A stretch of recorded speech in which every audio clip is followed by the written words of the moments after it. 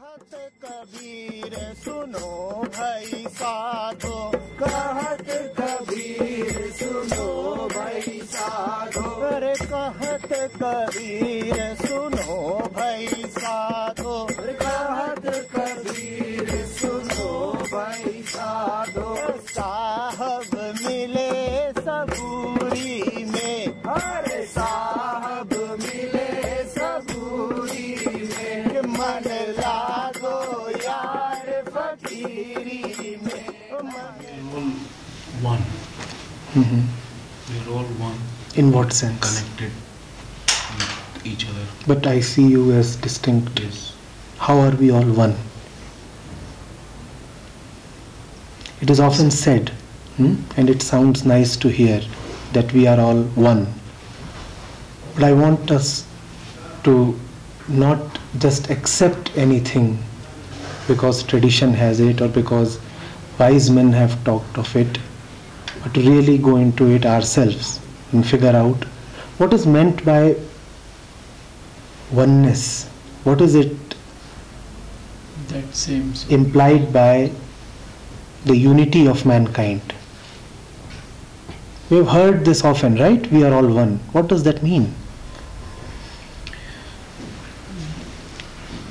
We can something find is there in all of us which is common, which is central. Okay. What does it mean? Kindness and emptiness. Yes, but we are all one. What does that mean? How are we all one? we can describe it according to the material concept. That we all start from the same place, go back to the same place. We can also describe Let it. us start from where we are, what we see.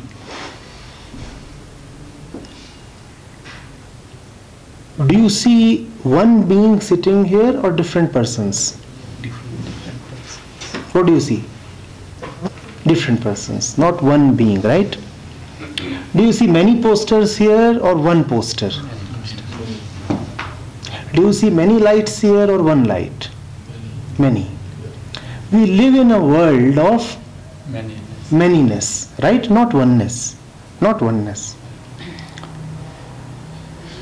So when you live by the eyes, by the senses, all you see is differences and diversity.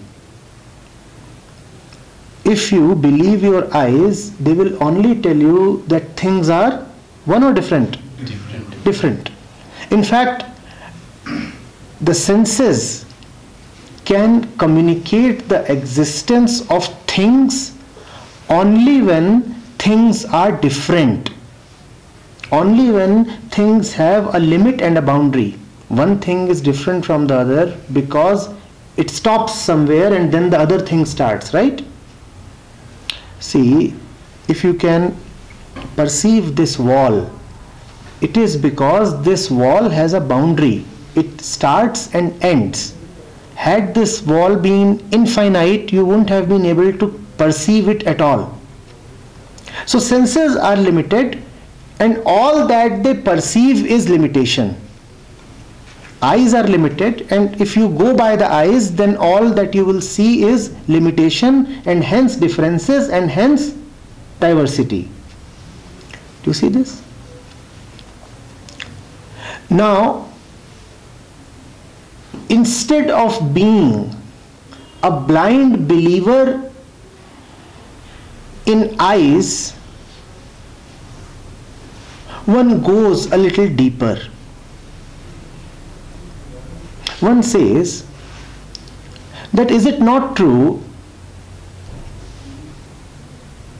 that if I am seeing 4 posters there on that particular pillar, the other one too is seeing only 4? And then you say, now there is something common between the two of us. Earlier we were seeing only differences, and now we are seeing something that is not different, that is common. And what is it that is common between the two of us? That we are perceiving in the same way. We are perceiving different things, but we are perceiving in the same way. Alright? Then you also see that everybody has a tendency to over-perceive that which appeals to him, which suits his conditioning, and to under-perceive or ignore that which does not mean anything to him. You see this? And you find another commonality. The deeper you keep going into the mind of man, you find that more and more is common amongst us. Happiness is common amongst human beings. So is sadness and sorrow. We all are conditioned alike. We all have a deep yearning for peace. We see that since thousands of years, man has lived psychologically in the same way. It does not matter to which country you belong, it does not matter to which time you belong. Wars have been fought, then agreements have been made, then conflicts have again arisen, then again wars have been fought. And when you see that, then you see that essentially the mind of mankind is one. It doesn't matter what your gender is. It doesn't matter what your nationality or ethnicity is. It doesn't matter what your religion is. It doesn't matter what your education is. The fact is that fundamentally the mind of man behaves in the same way. And then you also see that it is not only the mind of man, not only the mind of human beings, but also the mind of all sentient creatures. When you go into that, their very impulses, into their basic urges, you see that we are all one. An animal wants to reproduce, so does a human being. When death approaches, a tree shivers in the same way as a human being shivers. So all consciousness is one. Do you see this? Fundamentally, it is not about only the unity of human beings. It is then about the unity of all sentient conscious beings. Do you see this? But all these statements of unity, of oneness can be made only when you go deeper and deeper into the fundamental nature of the mind. I repeat, if you remain only at the surface, all that you see is differences. It is extremely easy to say that this is violet, this is red, he is old, he is young, here is a man, there is a woman, here is an Indian, here is a European. It is extremely easy to see and claim differences. That is when you are living at the sensory level. But the deeper you go, you say, are we not all one? Is the woman not striving for security in the very same way as the man? Is the dog not wishing to further his existence through his progeny in the same way as the wisest man? Is the tree not enjoying fine weather as the veil.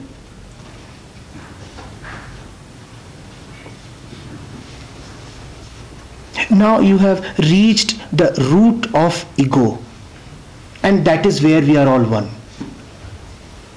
We are all one in that sentient conscious thread which binds us together. Unfortunately, that sentient conscious thread which holds us together is also the thread of sorrow.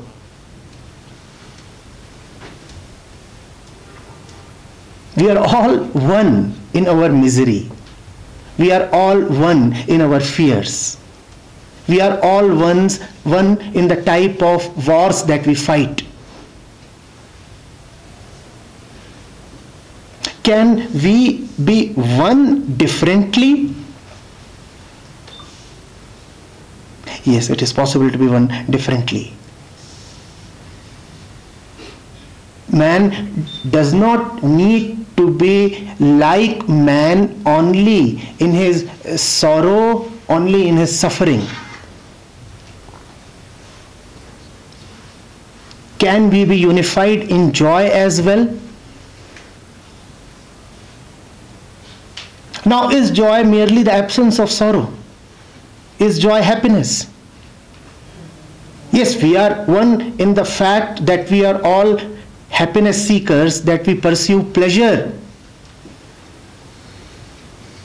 But is there something else which brings us totally together? You know, even when we are pursuing pleasure, still we are a little different. Why? Because as divided beings, we seek pleasure in different things. So still there remains a modicum of a difference. Is it possible to be absolutely one? Okay, let me elaborate through an example. We are talking, right? And we are together. And it's been a beautiful evening. We have read, we have discussed, and soon we would be coming to a closure of the proceedings. We have been very close. I have spoken intermittently, you have spoken, and we have spoken in harmony. Yet there always remains a difference when you speak and when I speak. When you speak and when she speaks. The words themselves create a boundary. When can we be absolutely together? Now I could say, you know, you are my brother, I love you. And you could say, yeah, you are my brother and we love you. And still there would remain a difference. What I mean by love is not what you mean by love. It is a love that we have declared. It is a love that is a product of man's mind. It is a love that we have announced, and hence we have reserved the right to withdraw. So in spite of saying that we are one, I'm announcing here, we are all one. And you too do that. And like a mantra, a chorus arises, we are all one, and still a great difference remains. When would we be really one? When the barrier of language, you transcend this barrier and understand. And that is what you call as silence. It is in silence that we are one. And is silence something material? Silence is the absence of that which creates differences. We are one when we are silent. We are really one when we are not what we have assumed ourselves to be. Till the time you think of yourself as a European and I think of myself as an Indian, we cannot be one. Till the time you carry a distinction and so do I, we cannot be one. Till the time you are knowledgeable and I am ignorant, we cannot be one. Till the time you and I are anything or anybody, we cannot be one. Oneness is possible only when you are nobody and I am nobody, so oneness is actually zeroness. Do you see this? Hence your question that what is meant by oneness of mankind. must now move into zeroness. Oneness of mankind does not mean that you and I together are commonly one something. No. Between human beings, oneness is possible only in nothingness. Only if you stop taking seriously whatever you believe or assume yourself to be, then you and I can really be unified. That is also called as love. Do you see this? Believing in your identities, carrying with yourself the load of all your education, your qualifications, your ethnicity, your religion, and all else that the mind carries and matters to the mind, carrying the load of all that, it is impossible to harmoniously relate with another human being. You may say that you are a Hindu or a Christian and you are trying to be kind as a Hindu or a Christian, but the fact is, as a Hindu or a Muslim or a Christian, you would only be kind in a Hindu way or a Muslim way or a Christian way, which is no kindness at all. Do you see this? Kindness is possible only when you are not, only when you are nothing, only when you are empty and zero. You are trying to be a loving husband to your wife. But this love would be the love of a husband as a husband, and hence it would be no love at all. It would be just an image of the love which is called a husband's love. Love is possible only when you are not a husband and she is not a wife. It is only then that two free beings are relating to each other. Only when you are nobody and she is nobody, then there can be love. Do you see that? As long as you operate in memories, you approach her with the burden of the past, you approach her with the knowledge that you already know her, there is no real relationship possible. All that would happen between you and her is a role play based on a preset script, a role play that is carried forward by experiences and memories. Are you getting this? The more you are something or somebody or anybody, the more divided you are. The more divided you are, the more violent you are. We need peace, don't we? That's what we are all deeply craving for. The mistake that we often make is that we want peace as somebody. You can never be a peaceful somebody. You can just be peace. If you say, I am a peaceful X or Y, and that X or Y could be your gender, your ethnicity, your nationality, your religion, your qualification, your age, anything. All you have created is a boundary.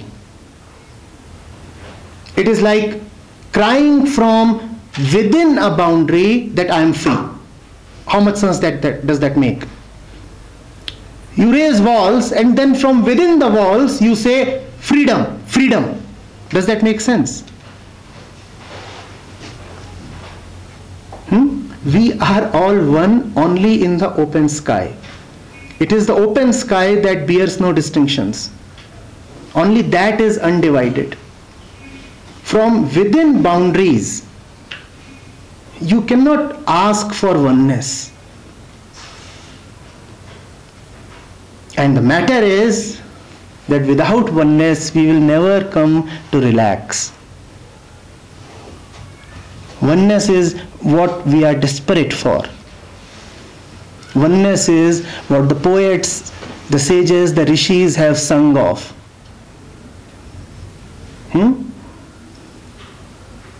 Oneness with each other is also oneness with the divine. I am one with you when both of us are one with what you can either call as emptiness or alternately call as God. We are all one either as the swelling sea, the full sea, or as the empty sky. In the sea, there are no distinctions. Pick up water from everywhere or anywhere, it is the same. And in the sky too, there are no distinctions. Let the clouds remain, yet there are no distinctions. You fill the whole sky up with smoke, yet the sky is not tarnished or stained.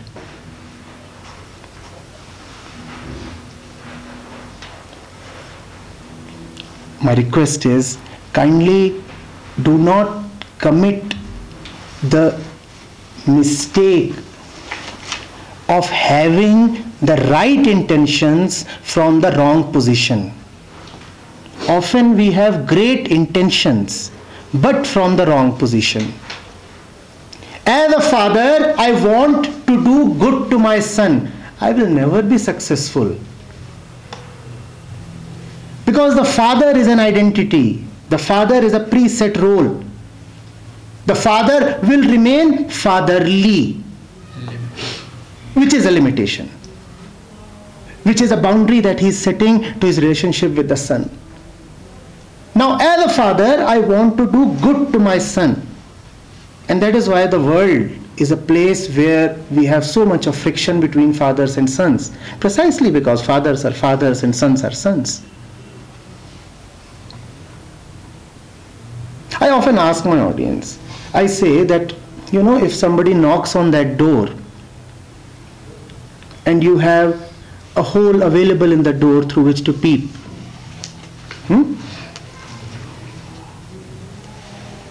if it is a stranger, you at least bother to look at the face of the stranger for a few seconds or a minute, don't you? If you come across a stranger, you at least pay so much of attention. But when you go home and you meet your father, your mother, your husband or your wife or your son or your daughter, do you pay attention to their faces? You say, we already know them. What is there now new to look at? A stranger at least extracts this much of consideration from us, that we look at his face for, let's say, 5 seconds or 10 seconds. The ones to whom we are already related, how many times do we bother to closely look at their face as if we are looking at them for the first time? We say, what is the need to look at them? We already know them. We start our conversation from where we left it in the past. We do not start afresh, anew.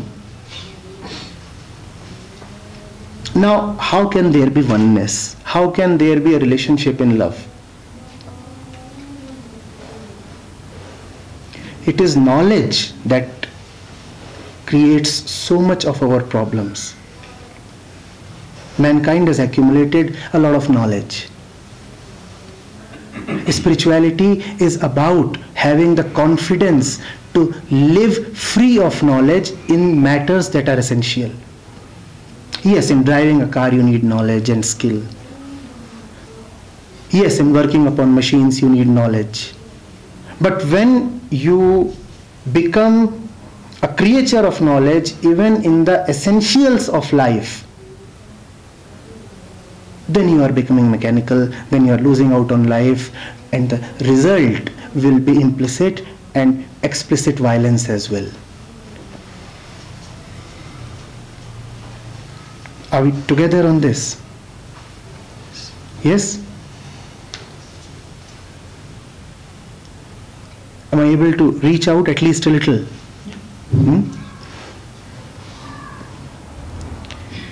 Sir, people live with boundaries, with boundaries, but they don't understand that then it is not love. Because the boundaries have been given respectable names. They continue. Sir. Yes, we continue with them because our boundaries, our limitations have been given very sacred names. That which is a burden to us has been given respectable names. We call it duty, responsibility, identity, ambition, growth, progress.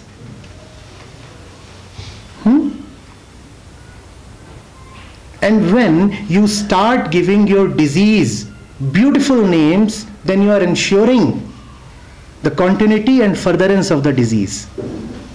We have given our diseases very beautiful names.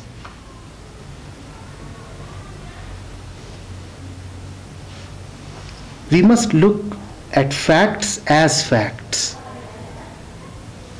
Often what we call as duty is just fear, or is it not? Often what we call as love is just attachment, or is it not? Let's call it at least by the right name. That much of honesty is needed. Yes?